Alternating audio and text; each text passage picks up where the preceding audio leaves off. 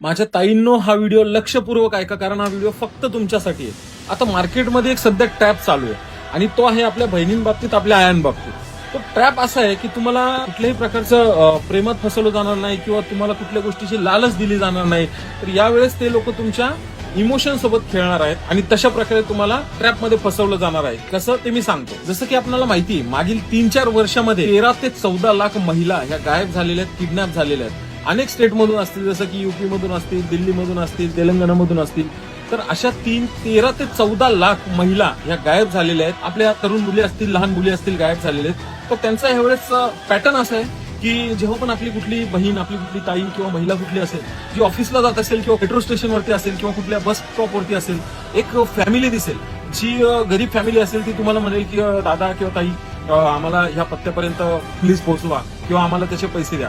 आणि मेन मुळात सगळा प्रश्न येतो इथेच. आपले जे ताया बहिणी असतात, ह्या असतात इमोशनली कोमल.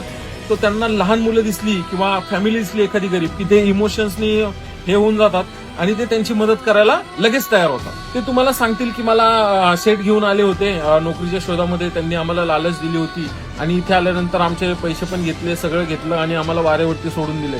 तर प्लीज आम्हाला आमच्या घरी पोहोचवा आणि हा आमचा ऍड्रेस आहे, असं असं आहे, तसं तसं आहे. दुसऱ्या केसमध्ये असं होऊ शकतं की एक तुम्हाला प्रेग्नेंट लेडी दिसणार, जी रडत असेल, ती तुम्हाला म्हणेल की माझ्या नवऱ्यानी किंवा माझ्या पतीने मला मारून घराच्या बाहेर काढले आणि माझे भांडणं झालेत आणि मी प्रेग्नेंट आहे, तर प्लीज ताई माझी मदत करा किंवा मला हॉस्पिटलमध्ये पोहोचवा. होऊ शकतं की एखादा लहान मुलगा असेल, तो पण तुम्हाला रडत असेल आणि त्यांनी फक्त चिठ्ठी त्याच्या हातात असेल की मला इथे इथे पोहोचायचं.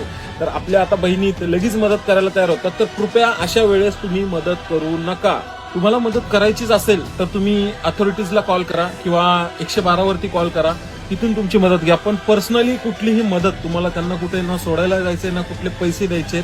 कारण की आपल्या महिला वर्ग जो आहे तो इमोशनल असतो आणि तिथे मदत करायला आपण पोहोचतो आणि अशाच वेळेस नेमकं आपल्यासोबत घात होतो, कारण त्यांनी आधीच तुमच्यावरती पूर्ण ट्रॅप लावलेला असतो, पूर्ण प्लॅन रेडी असतो, याच्यानंतर काय करायचं, याच्या पुढे काय करायचं.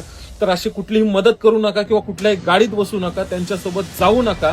नाहीतर तुमच्यासोबत काय होईल, तुम्ही कुठल्या सिच्युएशन मध्ये असाल, काय म्हणजे तुमचं पूर्ण आयुष्य खराब होऊ शकतं. माझ्या ताईंनो ही कळकळीची विनंती आहे, अशी कुठलीही मदत त्यांना करू नका किंवा अशा ट्रॅपमध्ये फसू नका. आणि माझ्या दादांना, माझ्या बहिणींना किंवा माझ्या प्रेक्षक वर्गांना विनंती आहे, हा व्हिडिओ प्रत्येक आपल्या ताईसोबत, बहिणीसोबत, सर्वांसोबत शेअर करा. तुमच्याकडे जे काही फॅमिली ग्रुप असतील सगळीकडे शेअर करा. कदाचित होऊ शकतं आपल्या या व्हिडिओमुळे आपल्या काही बहिणींचा या ट्रॅपमध्ये जाण्यापासून वाचतील किंवा काहीचा जीव वाचेल किंवा दुर्घटना होण्यापासून वाचेल. Thank you so much.